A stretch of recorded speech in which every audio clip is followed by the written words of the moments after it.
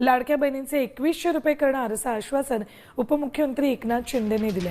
मी जे बोलतो ते करून दाखवतो असं ते म्हणाले। आजच्या दिवशी तर मी सांगेन, तुम्ही निवडणुकीच्या पूर्वी बोलला होतात 1500च्या ऐवजी 2100 देईन। उद्याच्या अर्थसंकल्पामध्ये अजून तो प्रिंट झालेला नाही। अर्थसंकल्प तो कधी होतो तो मला चांगला माहिती आहे, अजून झालेला नाही मामा।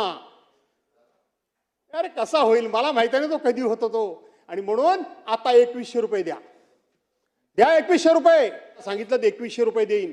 अध्यक्ष महोदय, मी जबाबदारीने सांगतो, आज राज्याच्या डोकीवर 9,32,000 कोटी रुपये कर्ज आहे। किती आहे? तुम्ही सगळे लबाड आहात। तुम्ही आमच्या बहिणींच्या नावाने खापर बोडताय।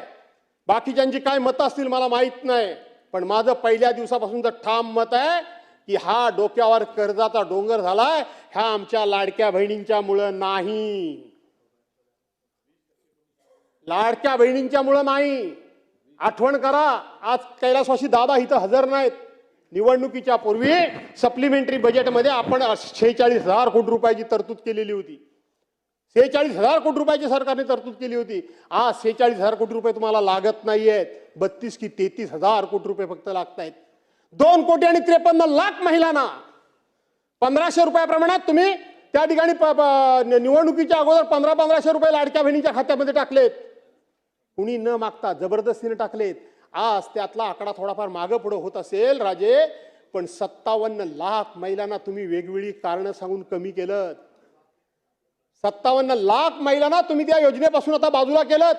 कसा वाढतो आकडा तुमचा?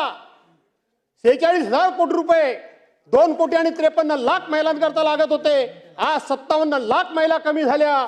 कसा लागतात एवढे तुम्हाला पैसे? फसवताय तुम्ही, तुमचा भ्रष्टाचार एवढा आहे। एका कामामध्ये टक्केवारी तुमच्या